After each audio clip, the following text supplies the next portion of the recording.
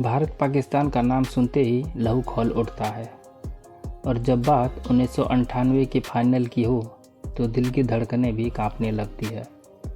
पहली पारी समाप्ति के बाद पाकिस्तान को यकीन था कि मैच उनकी झोली में है, लेकिन असली कहानी तो वहीं से शुरू होती है, जहां हर गेंद पर फैंस की सांसें थम जाती, हर शॉट पर दिल उछलकर गले में अटक जाता और हर विकेट के बाद पूरे स्टेडियम में सन्नाटा छा जाता। और जहां आखिरी तक किसी को नहीं पता था कि जीत किसकी मुट्ठी में आने वाली है।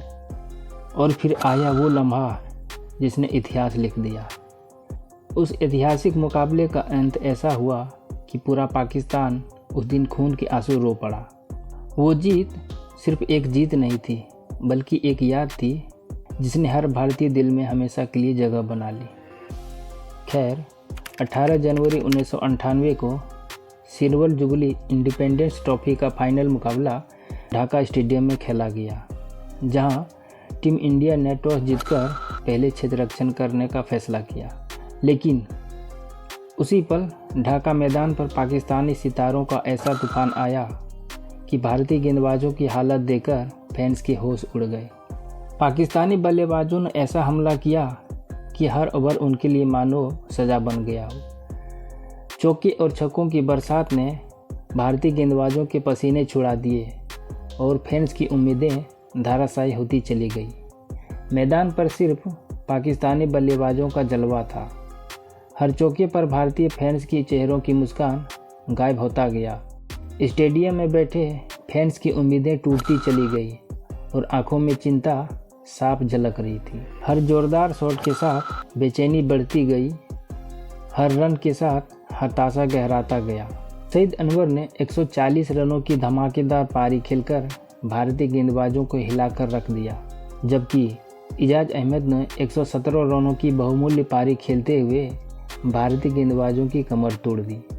और देखते ही देखते पाकिस्तान ने 314 रनों का ऐसा पहाड़ खड़ा कर दिया कि स्टेडियम में बैठे भारतीय फैंस की उम्मीदें टूटकर बिखर गई, क्योंकि उस दौर में 314 रनों का पहाड़ खड़ा करना मतलब जीत की गारंटी समझी जाती थी। और सामने अगर पाकिस्तान के घातक धारदार गेंदबाज खड़े हो तो इतने बड़े लक्ष्य का पीछा करना नामुमकिन ही नहीं बल्कि पागलपन लगता था। पर खैर, 314 रनों के पहाड़ के सामने सचिन और गांगुली जब क्रीज पर उतरे, मैदान का माहौल ही बदल गया। शुरुआत से ही प्रहार की पराकाष्ठा दिखने लगी। दादा ने सचिन तेंदुलकर के साथ मिलकर भारत को एक धांसू शुरुआत दिलाई और पहले विकेट के लिए 8.2 ओवर में ही 71 रन कूद डाले।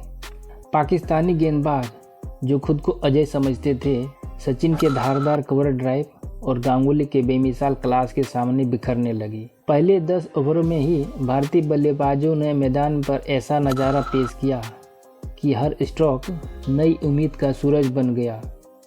हर चौका और छक्का फैंस की धड़कनों में नई जान भर देता। वो पल ऐसा था जब हार की आशंका कहीं गुम हो गई और जीत का यकीन पूरी ताकत से जाग उठा।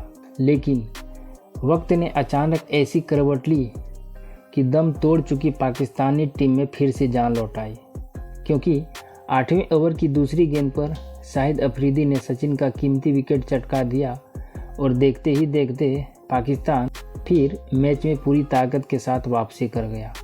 10 ओवर की समाप्ति के बाद टीम इंडिया के खाते में एक विकेट के नुकसान पर 84 रन दिखाई दे रहा था। उस दिन टीम की डूबती नैया को किनारे लगाने का जिम्मा सौरव गांगुली ने अपने कंधों पर उठाया। सचिन तेंदुलकर के आउट होने के बाद रोबिन सिंह ने 82 रन जोड़कर सौरव गांगुली के साथ शानदार साझेदारी निभाई। हालांकि उस दिन अपनी बल्लेबाजी से अगर किसी ने महफिल लूटी थी तो वो दादा ही थे। उनकी 138 गेंदों पर खेली गई 124 रनों की वो दिल लुभाने वाली पारी हर किसी को दीवाना बना गई थी। हर शॉट पाकिस्तान के सपनों पर चोट करता, हर स्ट्रोक मैच को नई दिशा देता। मैदान का माहौल ऐसे मोड़ पर आकर खड़ा था जहां सौरव गांगुली अकेले संपूर्ण पाकिस्तानी टोली से लड़ाई लड़ रहे थे। लोग कुर्सी छोड़कर खड़े हो गए थे, लेकिन जैसे ही सौरव गांगुली टीम के टोटल 274 पर आउट हुए तो सबके दिल बैठ गए, क्योंकि मंजिल अभी भी दूर थी और मैच एक ऐसे थ्रिलर मोड़ पर अटका था जहां से नतीजे का अंदाज़ा लगाना नामुमकिन था। मैच के बीच ऐसा मोड़ आया जब लगा कि टीम इंडिया की सारी मेहनत पर पानी फिर जाएगा। टॉप ऑर्डर की चमक फीकी पड़ गई और मिडिल ऑर्डर ताश के महल की तरह ढहने लगा। कप्तान अजहरुद्दीन सिर्फ 4 run, Ajay Jadeja 8 run, Navjot Sidhu 5 run और नयन मुंगिया 9 रन पर चलते बने। भारतीय टीम के लिए जीत का रास्ता मानो अंधेरे में गुम हो गया।